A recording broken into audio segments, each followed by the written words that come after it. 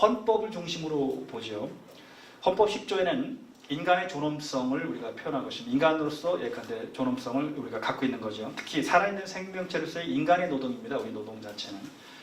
따라서 우리 사람의 노동은 절대 일회용품이 아니라는 거예요.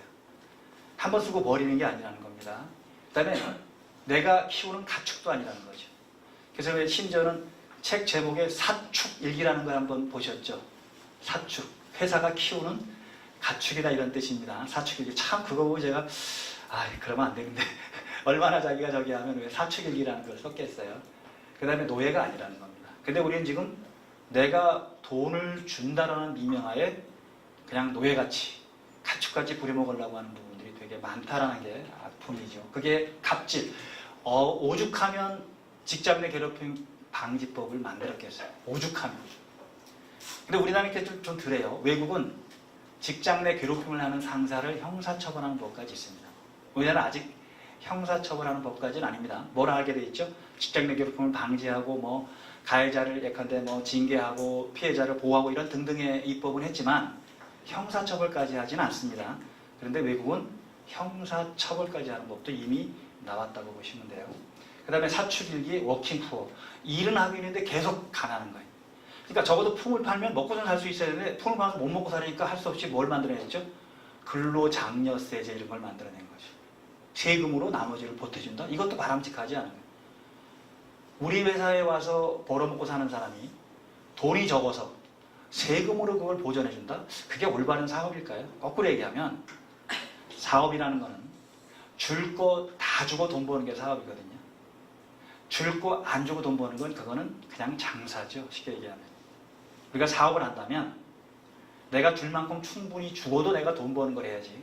하나하나 안 주려고 하고 적게 주고 그 다음에 정부 지원금만 받아서 하려고 하는 사업은 제가 볼 때는 그거는 그 비즈니스맨의 역할이라고 보기엔 되게 어렵습니다. 쉽게 얘기해서 그냥 지원금 받아서 자기 뱃속 챙기는 것밖에 안 되는 나쁜 사장도 되게 많은 거죠. 그건 사업자라고 보기엔 되게 어려운 그런 틀이 될 겁니다. 즉 일을 하면 적어도 먹고는 살게 해줘야 되잖아요. 자기한테 와서 품을 파는 사람은 적어도 책임은 져줘야 되잖아요. 기본적으로 우리가 법에 있는 것도 안 지켜주려고 하는 것은 더 큰 문제가 될 수 있겠죠. 그 다음에 10조에 행복을 추구할 권리를 당연히 가집니다. 행복이 뭐냐라는 정의는 다를 수 있겠지만 결국 직장 내에서도 갑질 방지 이런 건 법을 만들기 전에 일하는 사람이 행복하게 만들어줘야 되는 거죠. 근데 최근에 연구 결과를 보면 행복감이 낮으면 생산성이 낮답니다. 행복감이 높으면 생산성이 높다라고 합니다. 그렇다면 결국 기업은 일하는 사람들의 행복감을 높일 수 있는 여러 가지 제도적인 장치들, 그 다음에 보상 시스템들 이런 거를 잘 만들어서 그죠? 결국 생산성도 높아지면서 근로자들의 가져가는 것도 많아지게 만드는 게 기업의 또 역할일 수도 있겠죠. 그 다음에 인간의 존엄을 보장하는 근로조건 결정이 있습니다. 헌법 32조. 헌법 32조에는 개별적 관계법의 근거 법률이기도 한데, 근거 헌법이기도 한데, 최저임금과 적정임금의 조화. 여기 최저임금은 당연히 시행하도록 법으로 해놨는데 적정임금에 대해서는 노력해야 된다고만 정부가 해놨습니다. 앞으로는 적정임금이 의무사항으로 갈 수도 있겠죠. 그게 왜 기본임금, 기본소득제도 이런 것들이 이제 나타나거나 하는 방식들이 아마 될 겁니다. 그 다음에 33조에 보면 협약자치를 위한 노동상권의 보장, 근로조건 유지 개선 향상을 위해서 예컨대 단결권, 단체교섭권, 단체행동권을 가진다라고 돼 있고 그게 노동조합법으로 들어와서 노조를 조직하는 권리, 교섭을 하는 것, 그 다음에 쟁의까지 이런 부분이 들어있는 거죠. 그게 이제 결국은 노동조합이라 하더라도 이게 자유시장 경제 질서가 119조라고 했죠. 그 다음에 재산권이 23조라고 했습니다. 그런가 조화를 이루어야 됩니다. 자본주의 사회이기 때문에 우리가 공산주의가 아니거든요. 그러니까 노동조합이 모든 것을 다 하려고 해서도 안 되는 거죠.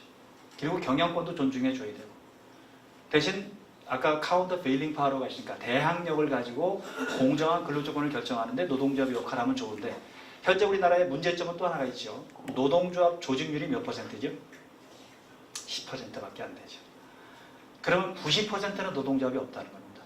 그러면 그 10%가 주로 누구냐면 대기업과 공공기관을 빼면 나머지 중소기업은 약 2%밖에 안 된다는 거죠. 그럼 결국 공정한 근로조건이 결정될 수가 없는 상황이 된다는 거죠. 요게 이제 딜레마입니다. 자, 그러니까 노동법이라는 게 사실은 어떤 역할을 해야 되냐면 최저 기준만 정해놓고 나머지는 노동조합이나 이런 걸 통해서 왜 올리길 기대하는 게 노동법이 돼야 되는데 우리는 이 기대를 못하니까 법이 자꾸 최저기준을 올려버리는 겁니다. 이게 최저임금의 지금 딜레마인 거예요. 최저임금을 예컨대 우리가 지금 8,350원인데 최저임금 5,000원 놓고 나머지를 자체적으로 스스로 그죠? 노사 간에 합의를 해서 최저임금 10,000원 이게 논리적으로 맞거든요. 근데 이 노동조합을 이쪽 부분이 없으니까 할 수 없이 어떻게 하는 거죠? 그냥 법이 10,000원도 올리려고 하는 겁니다. 이게 바람직하지 않은 현상이에요. 그러니까 이거에 대한 반발이 계속 나타나는 겁니다. 다른 나라는 안 그런다는데 왜 우리만 유독 그러냐? 무슨 그러니까 요즘 왜 무슨 당이 주장하는 무슨 좌파 독재 막 이렇게 하는 게 그렇게 할 수밖에 없는 지금 상황이라는 거예요. 그죠? 그러니까 기본적으로는 최저임금은 그렇게 법으로 높여놓을 게 아니고 그렇죠? 진짜 최저 수준만 해놓고 나머지를 자체적으로 높이게 해줘야 되는데 이게 안 되다 보니까 할 수 없이 최저임금을 그냥 생활임금까지 끌어올려 버리려고 한 거예요. 그러니까 생활임금은 노동조합이나 이런 걸 해야 되고 최저임금 글자 그대로 최저 수준으로 해야 되는데 이게 최저 수준이 그냥 이제 중간 수준으로 올라와 버린 겁니다. 이게 지금 우리나라 노동법이 취하고 있는 여러 가지 딜레마 중에 하나라고 이해하시면 되겠죠. 그래서 이 적정임금 부분도 앞으로 고민을 해야 되는 그런 틀이고 그 다음에 자유시장 경제와 재산권 보장도 조화를 이루어야 되는 그런 틀이 있습니다. 자, 이제 노동에 관련된 4차 산업혁명과 노동의 사회적 시각인데 사회적 시각 중에 우리가 버려야 될 거 전근대적인 노사관 이게 아까 사축일기, 노예 그 다음에 내가 돈 주는데 내 마음대로 한다 천민자본주의 이런 것들의 문제입니다. 전근의 노력을 극복해야 되는데 그 다음에 노조도 마찬가지로 계급투쟁적이고 대립적인 노사관계에서 상생적이고 협조적인 노사관계로 가야 됩니다. 우리가 지금 역사적으로 볼 때 남북이 대치되어 있고 북한의 공산주의 정권이 들어섰고 우린 자유주의 이게 정권이 들어서면서 이제 이념적인 갈등을 하게 되는 거죠. 그러니까 노동 문제를 뭐라고 우리가 해석을 하고 있냐면 공안 차원에서 해석을 합니다. 공산주의와 이코를 시켜버리는 그런 시각들을 갖고 있다는 거죠. 당연히 공산주의는 공동생산, 공동분배니까 그 철학적인 바탕을 이렇게 깔고 있죠. 그러니까 결국 이 노동 문제를 바라보는 시각 자체가 서로 잘 살자라는 개념이 아니고 상대를 죽이자라는 개념으로 가는 거죠. 노동조합은 사용자를 때려 죽여야 되고 반대로 사용자는 또 뭘 해야 돼요? 노동조합을 깨부셔야 되고 이게 바람직하지 않은 틀로 가는 거죠. 그러니까 내 눈에 흙이 들어가기 전까지 노조 안 된다라고 하는 그런 것도 지금 통용되고 있는 그런 틀이고 심지어는 왜 노조 파괴 전문가들이 나타났죠. 창피하지만 노무사들이 있나. 근데 결국은 돈 때문에 그 일을 하는 거잖아요. 그런 부분에서 우리가 이제 협조적이고 상생적인 그래서 최근에 많이 비판을 받고 있는 게 이제 새로운 문재인 정부 들어서면서 예컨대 촛불혁명이라고 했던 주역이라고 하는 민주노총이나 이런 노동계들이 너무 그쪽에 주장을 많이 하다 보니까 그죠? 거꾸로 이제 경영자나 이쪽 사업하시는 분들이 소외당하는 거꾸로 이제 사업 못 해먹겠다고 도망가겠다고 하고 그게 이제 최저임금에 대한 아주 직접적인 반대 개념으로 나타나는 현상들이 아마 아쉬움으로 남는 그런 틀입니다. 즉 노동조합도 이제는 사회적인 책임을 갖고 있기 때문에 노동조합은 사회적 약자 아닙니다. 이게 되게 많이 오해를 하던데 개개근로자는 약자일 수 있어요. 그런데 그 개개근로자들이 모인 노동조합은 이미 사회적 강자예요. 이미 사회적 강자는 사회적 책임을 다해야 되는 부분이 훨씬 큰데도 불구하고 내 것만을 챙기려고 하는 그 다음에 나는 맞고 상대방은 틀리다. 즉 노동조합은 옳고 사용자는 틀리다 이렇게 하고 있으니까 이건 논리적으로 안 맞는 부분들이 되는 거죠. 그거를 우리가 바꿔내는 게 또 하나의 중요한 의무일 수 있습니다. 그게 노동조합의 사회적 책임입니다. 이미 노동조합은 사회적 강자로서 미정운영을 통한 사회적 책임을 다해야 됩니다. 그 다음에 근로자들도 결국 자율적이고 창의적인 근로의 책임을 다해야 되는 거죠. 즉 근로자들도 단순히 내가 일하고 월급만 받는 게 중요한 게 아니고 조직을 성장시켜줄 의무도 당연히 포함하고 있다고 보는 겁니다. 그 다음에 부가가치를 창출하는 공동운명책입니다. 즉 회사가 망하면 근로자도 갈 데가 없는 거거든요. 딴 데 가면 일하지 딴 데도 망했는데. 그러니까 결국 내가 있는 회사가 성장하게 만드는 거 이게 일하는 사람들의 또 사회적인 책임일 수 있는 거죠. 그다음에 정부가 제대로 역할을 해줘야 되는데 정책적인 책임, 그 다음에 사회안전망 확대하는 게 되게 중요하죠.